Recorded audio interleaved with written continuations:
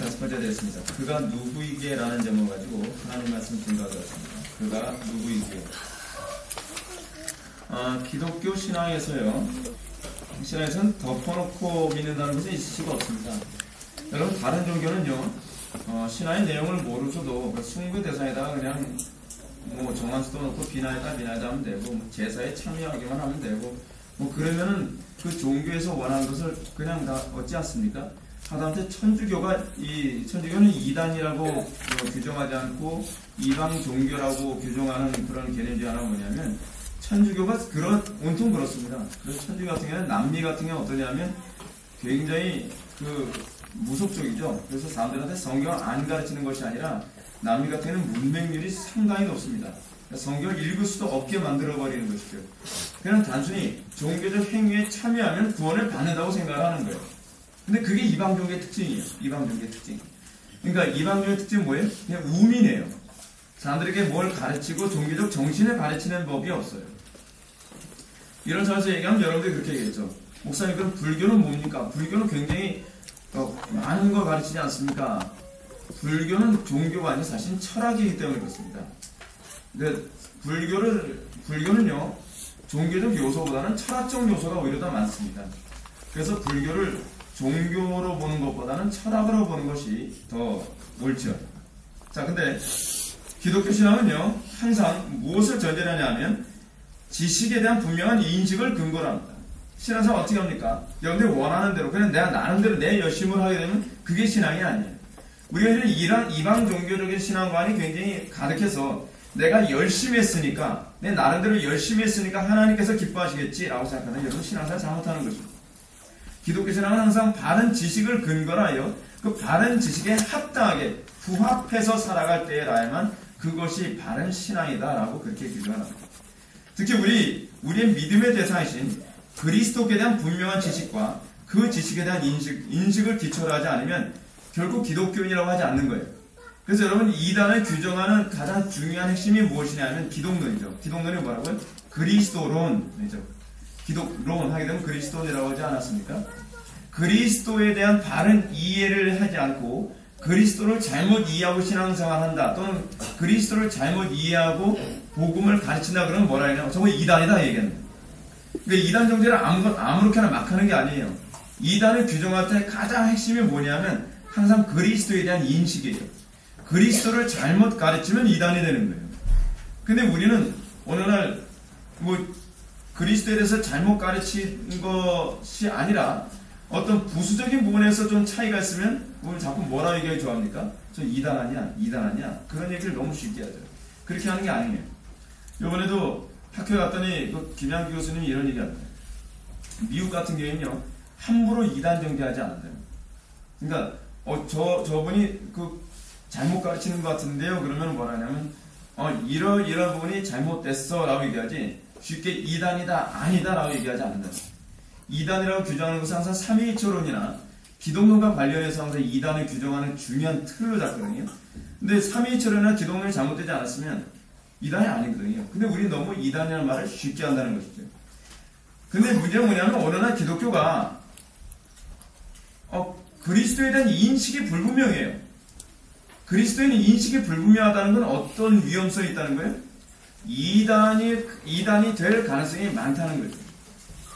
그러니까 여러분, 어떤 교회사 교수님이 그런 얘기 하지 않았습니까? 한국교회가 이단성이 농후하다라고 이렇게 얘기해요. 그 이유가 뭐냐면 구원론이나 삼위일체론이나 기독론에 관해서 그리스도론에 관해서 너무 불분명하게 가르치니까 성도들이 신앙생활을 이단처럼 하는 거예요. 이단처럼 신앙생활 하면서 정통교회 오면 뭐라 얘기해요? 개혁교회에 오게 되면 개혁교회 이단 아니야? 이런 소리가 자꾸 나오는 거죠. 아주 이상하게 돼버리는 겁니다. 그러니까 우민화는요, 기독교의 가장 큰 적입니다. 그러니까 여러분들이 기독교 신앙을 모르고서도 잘할 수 있을 것이다라고 생각하는 여러분 굉장히 위험한 거예요. 그러면 우리는 기독교인이 되기 위해서 입교가 필요한 게 아닙니다. 세례가 필요한 게 아니에요. 기독교인이 되기 위해서 여러분들이 가장 필요한 것이 뭐냐면 신앙 고백을 필요로 합니다. 그래서 우리 교회에 처음 들어올 때 뭐부터 가르칩니까? 사도신경 가르치죠. 왜요? 신앙 고백을, 분명한 신앙 고백 없이 우리 교회에 들어오게 되면 그 사람은 신자가 될 수 없기 때문에 그렇습니다. 그리고 그 신앙 고백을 기초로 해서 신앙 고백을 위해서 초기 기독교 때서부터 성도들이 요구됐던 신앙 고백은 바로 사도신조죠. 여러분들 잘 알고 있는 것처럼 이 사도신경에서 가장 많은 비중을 차지하는 것이 무엇입니까? 예수님에 대한 신앙 고백이죠. 소위 기독론. 예수님에 대한 신앙 고백에 가장 많은 비중을 차지하는데, 예수님에 대한 신앙 고백의 가장 중요한 이유는 뭐냐면 그 예수님에 대한 인식이 없으면 여러분들이 구원이 발생하지 않기 때문입니다. 그런데 예수님에 대한 인식 중에서 또 가장 중요한 부분의 핵심이 무엇이냐면 예수님이 완전한 인간이면서 완전한 하나님이시다라고 하는 부분이에요. 조금 어렵더라도요, 여러분 졸지 마시고 여기서 좀 귀담아 들으셔야 됩니다. 제가 기독론 좀 어려워도 요건 좀 얘기해야 돼요. 오늘 얘기하자는 하는 것을 제가 서론에서 제가 거의 다 설명할 거예요. 예수님이 완전한 하나님이시면서 완전한 인간이시다라고 여러분들이 이해하면 그걸로 또한 끝나느냐? 그렇지가 않아요. 중요한 건 하나님이 완전한 하나님이 완전한 사람이 됐느냐? 그렇지 않으면 완전한 사람인데 완전한 사람에게 하나님이 되셨느냐는 또 다른 문제예요. 만약에 여러분들이 원래 예수님은 사람인데 이 사람이 하나님이 되셨다라고 하게 되면 이것도 이단이 되는 거예요. 원래 예수님은 완전한 하나님이신데 완전한 하나님이 뭘 입으신 거예요? 인성을 입으신 거예요. 그래서 완전한 인간이시며 완전한 하나님이신 그리스도께서는 본래 하나님이신데 그분이 인간의 몸을 입고 이 세상에 오신 것입니다. 여러분 뭐 이렇게 골치 아픈 이런 조직신학을 알아야만 하냐? 이게 한국교회 교인들이 이 부분에서 수준이 낮다는 거예요. 덮어놓고 믿겠다는 거예요. 왜요? 궁극적으로 하나님께 관심이 없으니까 그래요. 뭐에만 관심이 있으니까 그래요? 천국에만 관심이 있으니까요. 그러니까 소위 뭐예요? 제사에는 관심이 없고 뭐에만 관심이 가져요? 제사밥에만 관심이 있는 거하고 똑같은 거예요. 한국교회 교인들이 굉장히 썩었다라고 하는 이유 중 하나는 뭐냐면 하나님에 대해서 관심이 없어요. 내가 믿는 대사에 대해서 관심이 없어요. 그분을 사랑하는 마음이 없어서 그러는 거예요. 사랑하면 어떻게 해요? 더 알고 싶죠. 사랑하면 더 깊이 있게 알고 그분과 교제하고 싶죠. 근데 천국에만 가는 것만 보장받겠다라고 생각하니까 뭐 자꾸 골치 아프게 무슨 신학을 가르치고 교리를 가르치냐라고 하는 소리가 한국교회 교회들이 자꾸 나옵니다. 그래서 여러분 조나단 에드워즈가 뭐라 하냐면 참된 성령의 역사와 거짓된 성령의 역사 구분하는 가장 중요한 개념이 뭐라 얘기합니까? 하나님에 대해서 더 많이 알고 싶어 하느냐, 그리스도에 대해서 또 정확하게 알고 싶어 하느냐, 그렇지 않으면 체험만 원하고 천국만 원하느냐. 그래서 진정한 성령의 역사와 거짓된 성령의 역사를 구분할 수 있다는 것이죠. 한국교회가 성령운동 하면서도 욕을 많이 먹는 이유가 뭐냐면 성령운동 하는 사람들 치고 교리에 관심 있는 사람은 별로 없어서 그래요. 교리에 관심이 없다는 것은 뭐예요? 성령의 역사가 아니라는 얘기예요. 왜냐하면 성령님은요 항상 성경의 저자이기 때문에 우리의 심령에 역사하시게 되면 우리에게 가장 큰 관심을 갖게 하는 것은 천국이 아니라 그리스도에게 관심을 갖게 합니다. 그리스도에게 관심을 갖게 만드는 자동적으로 뭐에 더 관심을 갖게 돼요? 성경을 더 많이 알려고 하는 것이죠. 진리를 더 정확하게 알려고 하는 거예요. 그러면 우리가 그리스도에 대해서 우리가 어떻게 이해하는 것이 어떠냐? 그리스도는요 한 인격의 두 본성을 지니고 계신 분이에요. 근데 여기서 조심해야 될 것이 뭐라 했죠? 그것은 우리가 예수님께서 인격을 입은 것이 아니라 인성을 입은 것이라는 걸 알아야 돼요. 인격을 입은 게 아니에요. 예수님이 신성의 인간의 인격을 입으신 것이 아니라 예수님은 신격이에요. 신격인데 이 신격에 인간의 본성을 입으셨어요. 그래서 신성과 인성이라는 두 개의 본성을 공유하신 분이에요. 자, 그러므로 우리가 그리스도를 고백할 때 예수님은 한 인격 안에 완전한 인간성과 완전한 신성을 동시에 소유하고 있다고 고백해야 돼요. 왜 이 고백을 해야만 하느냐? 왜 이걸 알아야만 하느냐? 그래야 여러분들의 구원이 나타난다는 걸 뒤에서 제가 말씀드리려고 하는 거예요. 요건 반드시 기억하셔야 돼요. 그래서 예수님의 신성과 인성은 분리할 수 없어요. 분리할 수 없는데 구분이 가능해요. 구분이 되어야 돼요. 구분이 되지 않으면 우리에게 구원이 발생하지 않아요. 그래서 왜냐하면 우리는 예수 그리스도의 인성과 연합하는 것이지 신성과 연합하는 게 아니죠. 그럼 인성과 연합해야 된다라고 이 얘기를 할 때는 예수님으로부터 신성과 인성이 구분이 되어야 돼요? 안 되어야 돼요? 되어야만 이 연합이라는 말이 가능하죠. 되어야만 우리가 그리스도의 인성에 연합하는 것이지 신성에 연합하는 것이 아니다라는 얘기가 가능해진단 말이에요. 우리가 이것을 고백하지 않으면 우리는 결국 그 사람을 그리스도인이라 할 수 없습니다. 그리스도인이라 할 수 없는 몇 가지 유형의 사람이 하나 있어요. 기독론을 잘못 고백하는 사람. 또 하나 뭐예요? 기독론에 그리스도가 어떤 분인지 알고자 할 의향이 없는 사람. 이 두 종류는요, 그리스도인이라고 할 수 없는 사람이에요. 제가 보기에. 그리스도인이라고 한다면 이 두 종류에 들어갈 수가 없어요. 자, 여러분은 이런 그리스도에 대한 복잡한 신앙 고백이 뭐 그리 중요하냐라고 반박할지 모르겠습니다. 아니, 어떤 분은 꼭 이걸 알아야만 구원을 받느냐라고 질문을 던질 사람이 있습니다. 제가 이런데 이렇게 말씀드릴게요. 몰라도 구원 받습니다. 틀림없어요.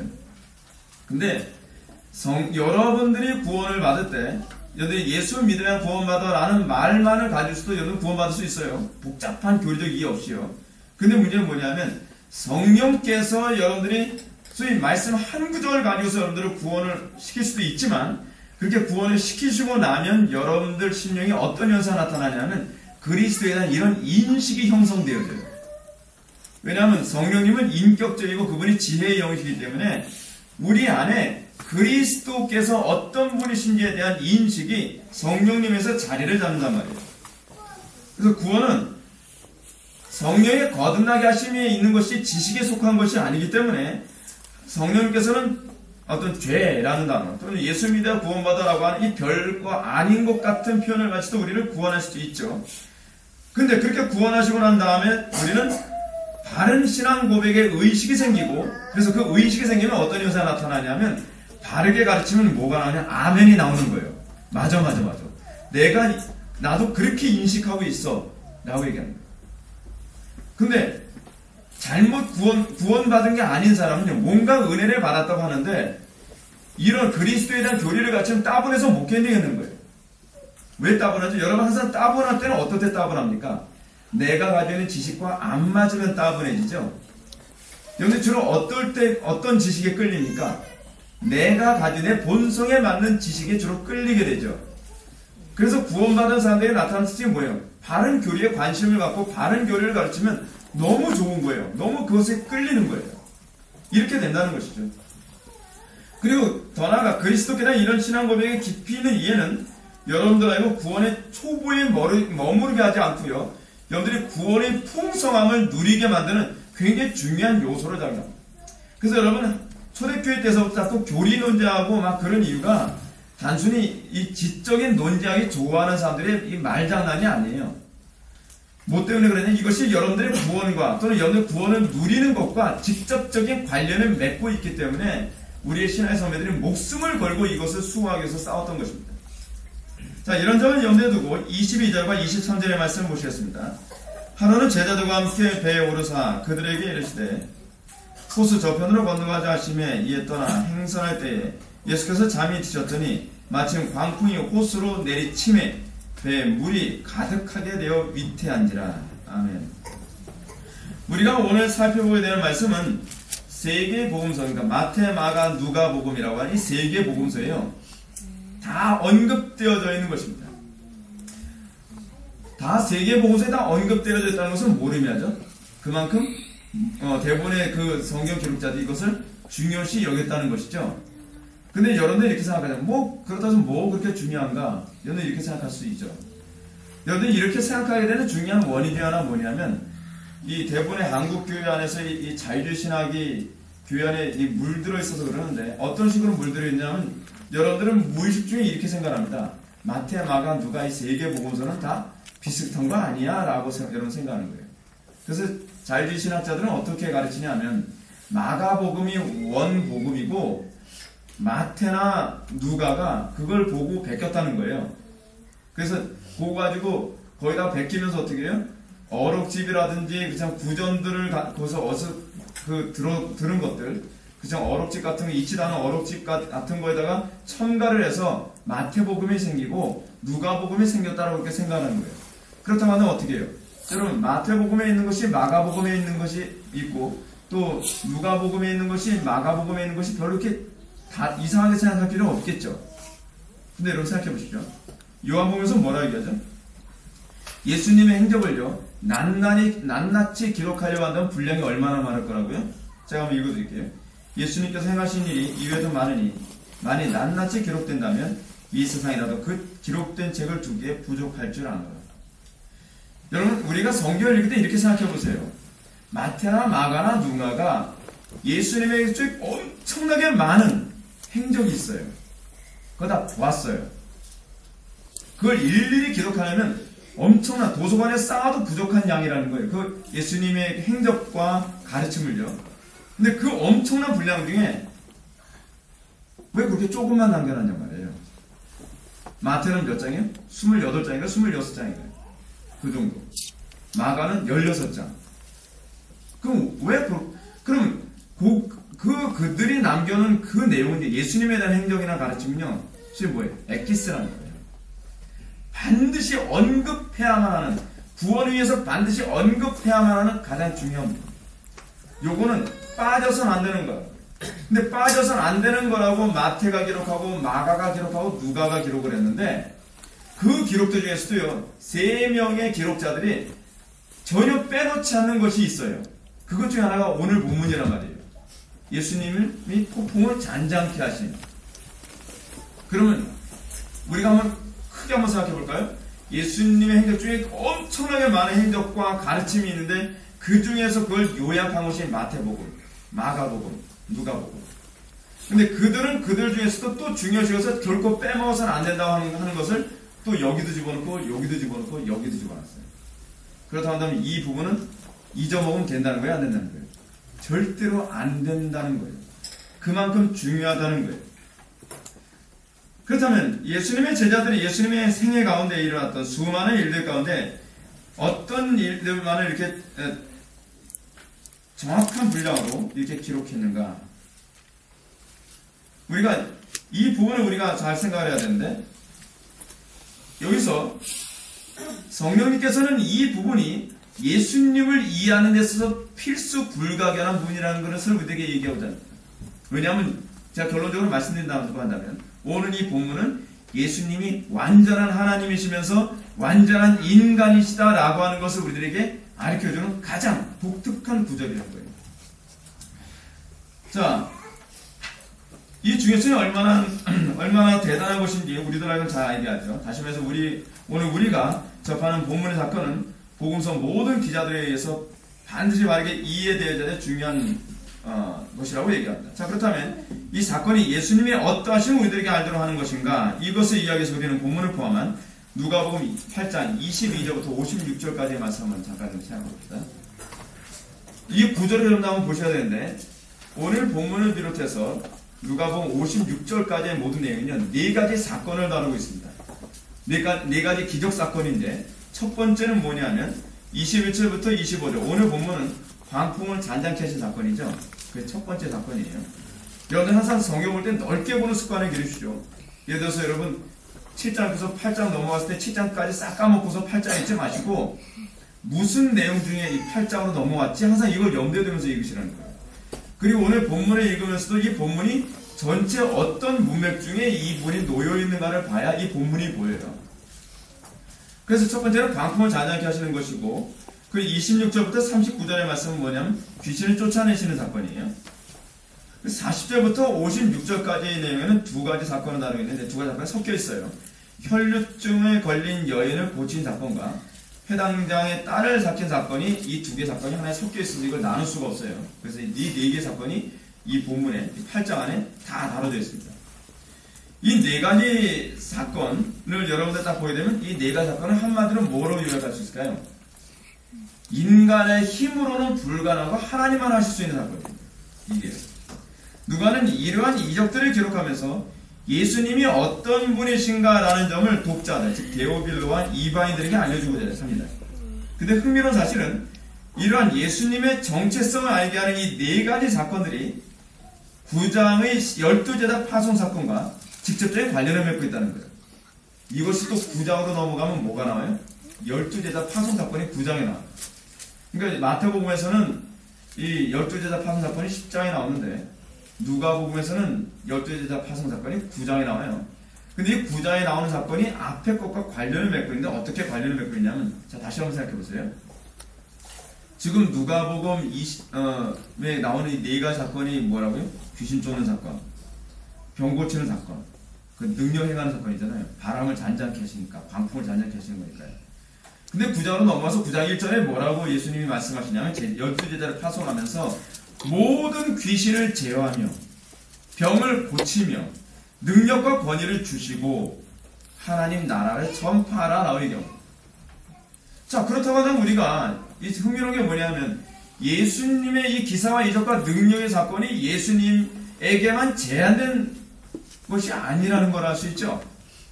12제자에게도 그대로 그 권위가 위임되었죠. 그럼 이것을 우리가 어떻게 이해해야 되는가가 우리가 오늘 고민해야 될 부분인 거예요. 그리고 여러분들이 이것을 만약에 이해하게 된다면 여러분들의 신앙생활이 단순히 종교생활의 문제가 아니라 여러분의 삶 속에서 광풍과 같은 그런 문제들, 귀신의 권세와 같은 문제들, 그리고 수많은 어려움에 관한 문제들을 어떻게 믿음 안에서 해결할 수 있게 되어지느냐에 관한 해답이 또한 열리겠죠. 성도들이 무능한 존재가 아닙니다. 성도들이 왜 무능하냐? 대부분 복음에 대한 몰이에, 복음을 너무 얄팍하게 알고 있기 때문에 성도들의 의식 수준이 낮고 성도들이 무능한 현상이 나타나게 됩니다.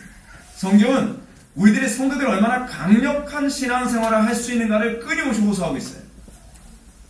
자, 이런 사실 통해서 우리는 누가가 독자들에게 무엇을 말하고자 하는 것인지 어렴풋이 알 수 있습니다. 즉, 예수님이 어떤 분이신가, 즉 예수님의 신분과 그분의 정체성에 대한 이해가 제자들에게 어떠한 영향을 끼치는가를 우리는 8장과 9장을 연결해서 우리는 이해할 수 있게 됩니다.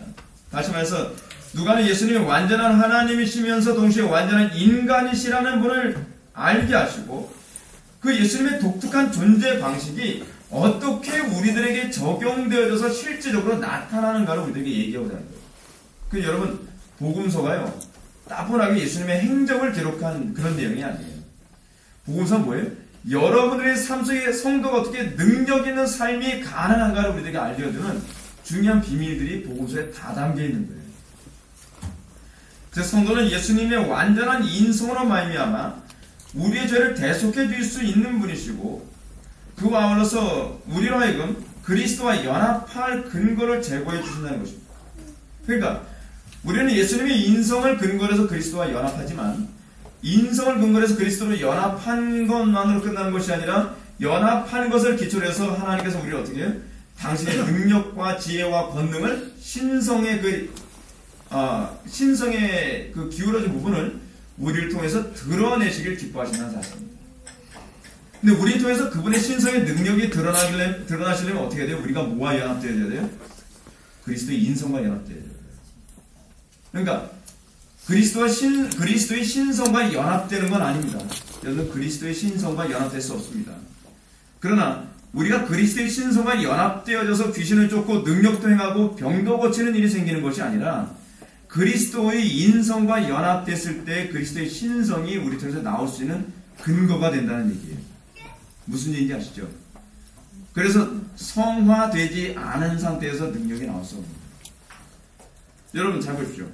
그 로버트 머레이 맥시웰 목사님이 강단에서 설교하는데 막 그에게서 막 그 하나님의 영광의 광채가 얼마나 강하게 뿜어져 나오는지 사람들이 회개하고 각성하고 막 그랬다 그러잖아요. 그건 여러분, 그에게서 나타나는 그런 신적인 영광이요, 인성이 연합되어진 것이겠습니까? 신성이 연합된 것이겠습니까? 인성이 연합된 것이죠. 그러면 인성이 연합되는데 어떻게 그에게서 하나님의 형상을 가지고서만으로 나타날 수 없는 그런 신적인 능력이 나타나겠는가? 하나님께서 성화되어진 만큼 그를 통해서 하나님의 신적인 능력이 나타날 수 있는 여건이 된다. 무슨 말인지 이해가 되시죠?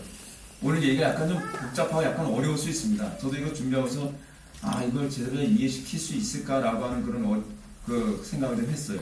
하여간 계속 얘기해 봅시다. 여기서 연합에 대해서 우리가 오해하지 말아야 될 것이죠. 그것은 연합이 우리로 하여금 그리스도와 동질이 되게 하는 얘기가 아닙니다. 또 어려운 얘기죠. 그리스도와 우리를 동질화시키는 것이 아니라 그리스도와 우리가 서로 어떤 관계를 맺게 하는 거예요. 그걸 여러분 잘 이해하게 하는 것이 바비크가 이렇게 얘기했습니다. 남녀가 아무리 밀접하게 사랑으로 결합되어 있을지라도 역시 두 인격으로 남아있다. 하나님과 인간이 아무리 깊은 사랑으로 연합될지라도 근본적인 차이는 남아있다라고 하는 것처럼 우리가 그리스도와 연합할지라도 그리스도께서는 창조주이시고 우리는 피조물이에요. 이걸 이해하셔야 돼요. 여러분들이 오늘 이해하기 어려울까봐 제가 좀 신경이 좀 약간 쓰입니다. 천주교는 불교에서 말하는 것처럼요, 우리는 하나님과 합이라는 것이 아닙니다. 천주교에서 가르치는 합일이라고 하는 표현을 사야 되면 위험한 것이 뭐냐면, 합일이 되면 어떻게 돼요? 우리가 뭐가 되는 거예요? 신이 되는 거죠. 하나님이 되는 거예요. 근데 우리는 신이 되는 게 아니에요. 그리스도와 우리의 연합을 사도 바울은 뭐라 얘기하냐면 부부의 연합으로 얘기를 하죠. 부부의 연합을 통해서 뭐라 얘기합니까? 부부가 서로 연합하지만 동질이 되지 않죠. 두 인격이 하나가 되는 건 아니잖아요. 두 인격은 독립되어 있죠. 그것이 하나님과 우리와의 연합이라고 얘기합니다. 사도 바울은 뭐라 얘기합니까? 이 부부간의 사랑이 귀하고 신비롭도다. 하나님의 비밀이 여기에 다 감춰져 있도다 라고 얘기하지 않습니까? 하나님과 우리와의 연합은 동질이 되는 연합이 아니라 인격으로 또는 본질적으로는 나눠져 있지만 하나님과 우리와의 어떤 거예요? 사고와 가치에서의 연합인 거예요. 그래서 여러분들이 하나님을 사랑하면 사랑할수록 어떻게 해야 돼요? 그분의 뜻과 그분의 마음이 연합되어야 되는 거죠.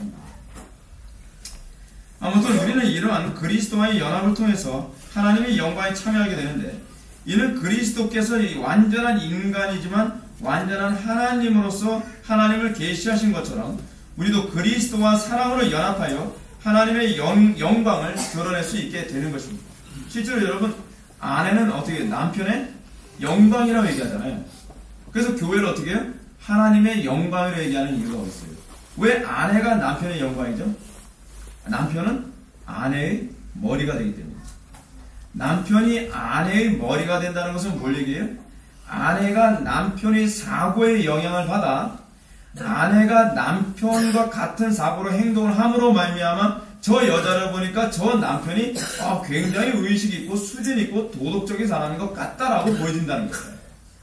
그래서 아내가 남편의 영광이라고 얘기하는 이유가 거기 있고, 교회 또한 하나님과 사랑하는 관계가 됨으로써 교회가 어떻게 돼요? 교회의 머리가 하나님이 되시죠. 교회의 머리가 하나님이 된다는 것은 교회가 그만큼 하나님의 사고와 뜻에 충실하여 하나님의 뜻을 드러냄으로 말미암아 교회를 통해 하나님의 어떠하심이 드러나게 되어 있다는 거예요.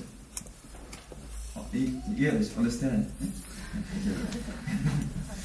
굉장히 중요한 얘기를 제가 하고 있는 겁니다. 이는 하나님의 주권에 따라서, 그래서 귀신도 쫓고 병도 고쳐 능력도 행하고 나타나는 것이 되는데, 그것은 우리가 그리스도의 인성에 연합되어짐으로 말미암아 우리가 그리스도의 능력 또한 나타날 수 있는 근거가 되는 것입니다. 자, 이런 차원에서 주님은 제가 얘기하는 것은 점점 더 이해가 되실 겁니다. 우리는 이런 차원에서 주님은 자신의 어떠함을 드러나기 위해 제자들로 하여금 의례적으로 바다로 나가라고 얘기합니다. 자, 이제 이 사건을 가지고 얘기해 봅시다. 매튜의 지적처럼 예수님께서 제자들을 바다로 나가라라고 한 것은요, 위험이 도사리고 있다는 것을 미리 알고서 내보내신 겁니다. 내보내신 이유는 뭐냐면, 그가 바다를 잠잠케 하시면 자기의 영광을 보여주게 하기 위함이다라고 매튜엘링 이렇게 얘기하는 것이죠. 여러분은 이런 질문을 던지고 싶을 겁니다. 예수님께서 제자들에게 자신의 신적 영광을 위해서 이런 일을 일으키신 것이 우리와 무슨 관계가 있습니까? 라고 여러분들 질문을 던질 수 있을 것입니다. 이 질문에 대해서는 다음과 같이 말씀드리고 싶습니다. 즉, 우리가 그리스도의 인성의 진정으로 연합된 존재라고 한다면 우리는 어떻게 돼요? 여러분들이 그리스도의 신성을 경험하게 되어야 중요한, 여러분 그리스도께서 하나님이시라는 걸 여러분 언제 경험합니까? 우리가 그리스도의 말씀에 충실하여 순종을 하는데, 사람으로는 할 수 없고 하나님만 할 수 있는 그 일이 우리 삶에서 현실화됐을 때 뭐가 드러나요? 하나님은 이런 분이시구나. 그게 드러나죠. 여러분이 하나님의 말씀대로 그대로 순종하지 않으면 하나님의 신적인 능력이 나타날 기회가 있습니까? 없습니까? 없어요. 문제는 뭐냐면, 오늘날 기독교의 가장 심각한 문제는 뭐냐면요, 너무 신앙이 지식화되어 버렸다는 거예요. 여러분들이 정확히 아셔야 되는 게 하나 있습니다. 순종하지 않으면 하나님의 신적인 그 모습은요, 경험할 수가 없습니다. 예수님께서 제자들에게 뭘 말씀하시죠? 예수님은 갈릴리 바다를요, 이렇게 우회해서 육로를 통해서 갈릴리 바다 반대쪽으로 갈 수도 있었습니다. 근데 예수님은 의도적으로 위험한 곳을 선택하셨습니다. 예수님께서 의도적으로 광풍이 불 거라는 걸 아시고서 제자들에게 배를 띄워라. 그리고 우리가 갈릴리 바다 반대쪽으로 가자라고 얘기하십니다. 그럼 왜 위기 가운데 인도하시는가? 여러분들 인생에서도 하나님의 뜻대로 여러분 살게 되면 여러분 어려움이 많습니까? 아니면 편안한 일이 더 많습니까? 어려움이 더 많죠. 왜 하나님께서 어려운 쪽으로 여러분들 인도하십니까? 하나님의 어떠하심을 보이기 위해서요. 하나님의 어떠하심이라는 것이 무엇입니까? 하나님의 신되심, 하나님의 왕되심, 하나님의 전능하심을 드러내기 위해서는 제자들과 같은 이런 과정이 필요한 거예요. 여러분들이 그리스도의 제자로서 그것이 분명히 필요해요. 그래서 광풍이 가득한 바닷가로 그들을 향해 만들고 광풍 속에서 바다를 잔잔케 하심으로 말미암아 예수님은 완전한 인간이시기만 한 분이 아니라 완전한 하나님이시기도 하다는 것을 거기서 발견하게 되는 것입니다. 이런 경험을 하기 위해서 우리에게 필요한 것은 무엇보다 주님의 인도를 따르며 주님과 동의하는 것이어야 되죠. 여러분, 제자들의 눈앞에 보이는 예수님은 완전한 사람입니다. 완전한 사람이신 그 예수님을 제자들이 따를 때라야만 비로소 어떤 위험한 곳이라도 예수님을 따라서 갈 때라야만 비로소 어떻게 합니까? 거기서 예수님이 기적과 이적을 일으키시는 하나님됨을 목도할 수 있게 되는 것이죠. 예수님이 그 광풍이 강하게 불어닥치는 그 배를 타고 가자 할 때 그 배에 같이 탄 사람만 예수님의 하나님 되심을 볼 수 있는 거예요.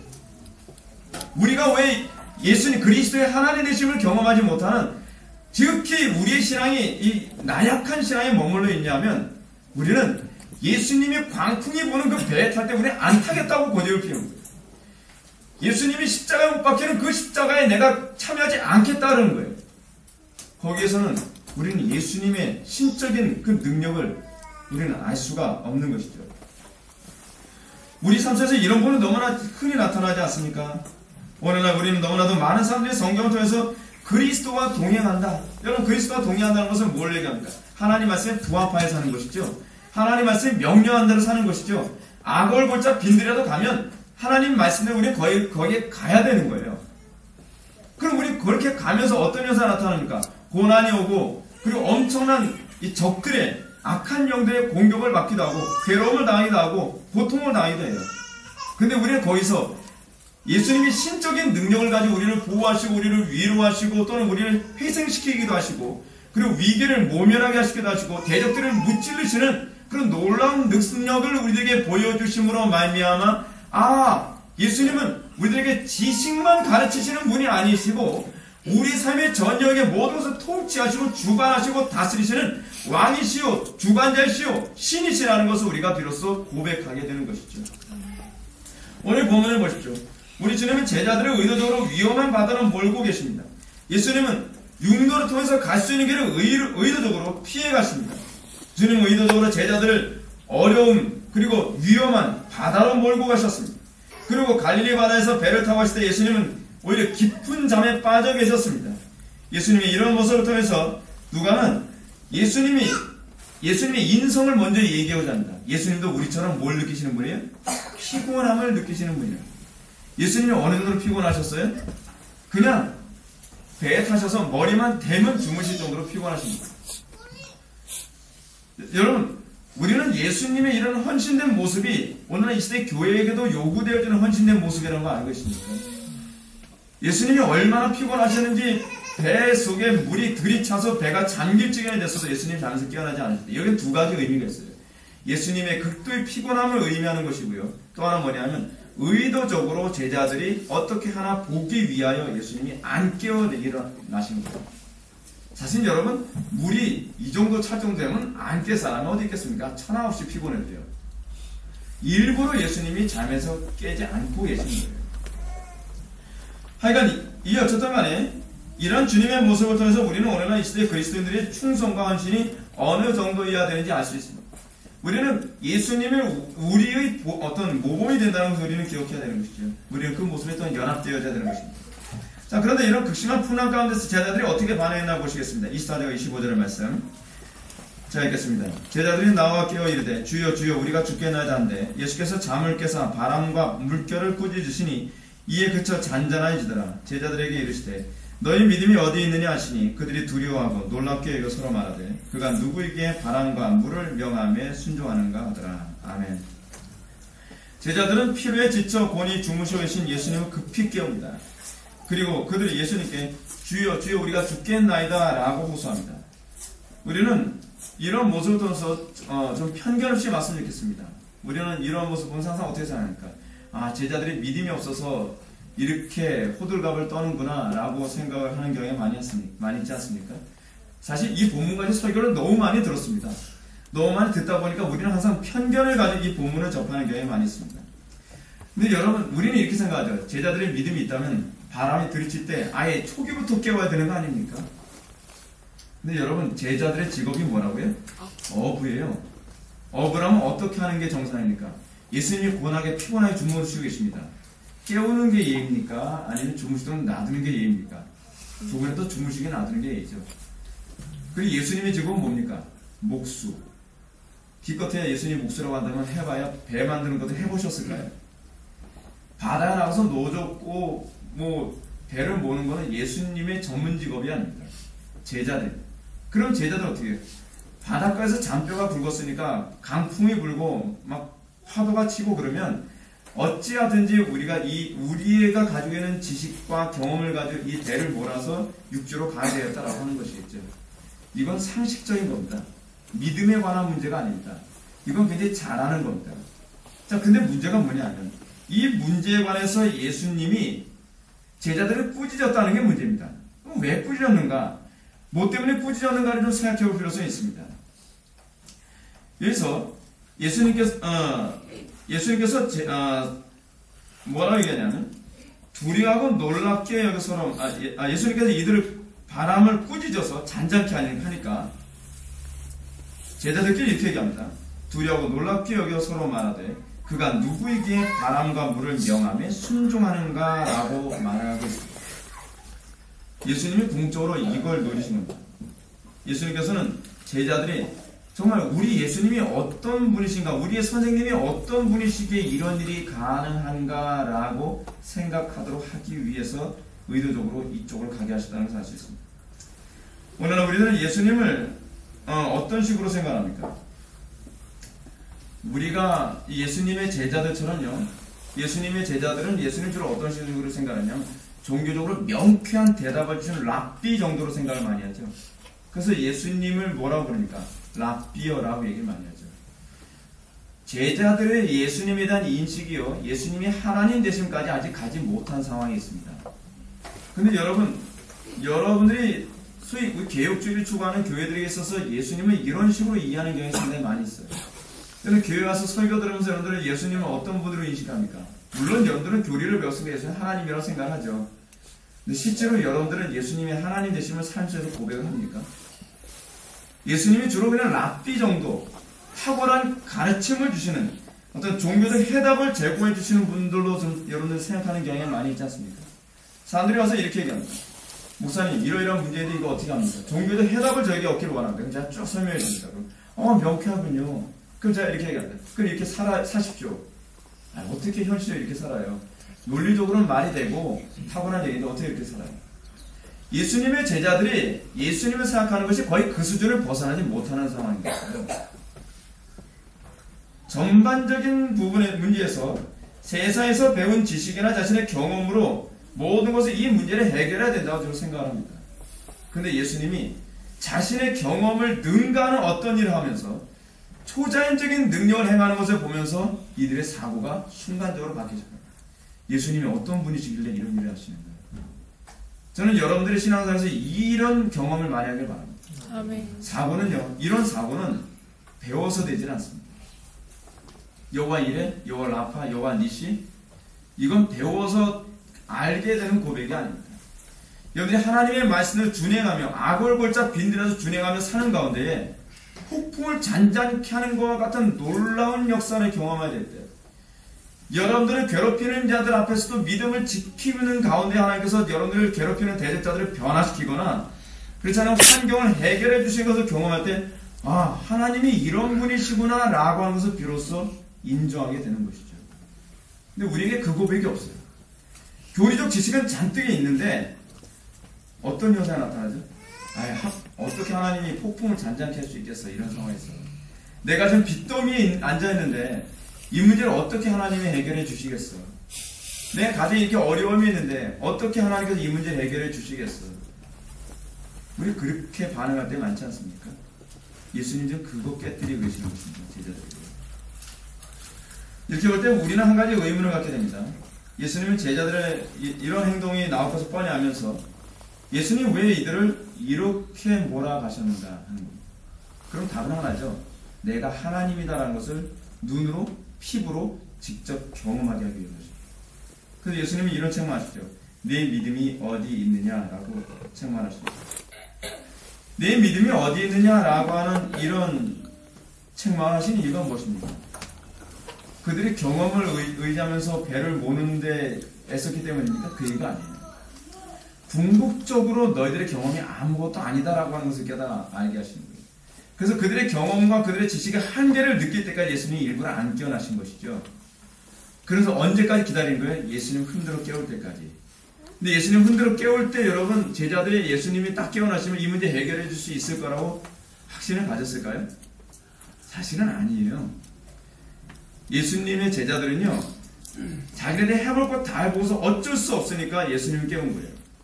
그러니까 이런 얘기가 나온 게, 그가 누구이기에 바람과 물을 명하여 순종하는가? 예상치 못한 결과라는 거예요. 예상치 못한 결과. 근데 예수님을 깨웠더니 예수님은 오히려 왜 너희들이 두려워하고 왜 당황하느냐? 그래서 바람을 꾸짖으니까 폭풍과 바람이 잔잔해지면서 그들에게 새로운 깨달음을 알게 하는 것이죠. 예수님은 그냥 이론적인 가르침만, 탁월한 가르침만 주시는 분이 아니라 온 우주의 주관자이시구나 라고 하는 것을 깨닫게 하는 것이죠. 예수님에 대한 새로운 인식. 여러분, 신앙이 자란다는 게 무엇입니까? 지식이 자라는 것과 신앙이 자라는 건 별개 문제입니다. 하나님을 아는 지식이라고 하는 것은, 하나님을 아는 지식의 철저히는 무엇이냐면 교리에 대한 바른 인식이 필요해요. 그래서 여러분, 우리가 팀 모임 때 계속 여러분들이 설교를 제대로 이해했는지, 교리를 제대로 이해했는지 계속 점검하는 이유는 뭐냐면, 여기서 출발하지 않으면 여러분의 신앙이 성장할 수 없기 때문에 그래요. 왜냐하면 내가 내 방식대로 이해한 방식 가지고 살아가는데 주님이 동의하실 리가 없잖아요. 그러니까 바른 교리를 먼저 이해시키고 난 다음에 그 다음에 그거 가지고 나가 싸우라는 겁니다. 믿음을 가지고 나가 부딪히라는 거예요. 그곳에서 폭풍을 잔잔케 하시는 그리스도를 만나고, 거기서 대적들을 물리치시는 그리스도를 만나고, 거기서 병을 고치시는 그리스도를 만나고, 악한 영들을 제어하시는 그리스도를 만나면서, 아, 이가 누구이길래 그가 명함에 악귀도 제어되어지고, 그가 누구이기에 나의 문제를 해결하시며, 그가 누구이기에 나의 삶을 해결하시는가 라고 그리스도에 대한 지식이, 그리스도를 아는 노인과 그분에 대한 실제적으로 몸으로 체득하는 지식을 얻게 되면서 여러분들 어떻게 해요? 믿음이 그렇게 자라는 거예요. 지식이 자라는 건 별개 문제예요. 그 지식을 근거로 해서 살아보지 않으면 절대로 여러분들은 성장한 믿음의 사람이 될 수 없어요. 사는 것도 어디까지 살아야 돼요? 폭풍을 잔잔케 하시는 그리스도의 영광을 볼 때까지 순종을 해야 돼요. 여러분들 삶 속에, 그래서 믿음에 우리가 지난 시간에도 얘기했던 게 뭐잖아요. 성도의 견고한 인내, 성도의 견인교리. 언제까지 인내해야 돼요? 주님께서 폭풍을 잔잔케 하실 때까지. 근데 이 폭풍을 잔잔케 하시는 이 문제도 참 혼란스러운 게 뭐냐면, 하나님은요, 우리의 인내를 끝까지 보기 위해서 배에 물이 가득 찰 때까지 기다리신다는 거예요. 우리라고 풀불 앞에 들어가기 전까지도 주님은 마치 잠자고 계신 것 같이 행동하시는 거예요. 그래서 어떻게 해요? 그래도 끝까지 인내하겠느냐는 우리에게 질문을 던지고 계시는 거죠. 그게 믿음이에요. 그게 믿음. 사랑하는 성도 여러분, 이것이 바로 우리의 신앙 가운데 하나님께서 우리의 믿음을 강화시키는 방식이라는 것을 아시기 바랍니다.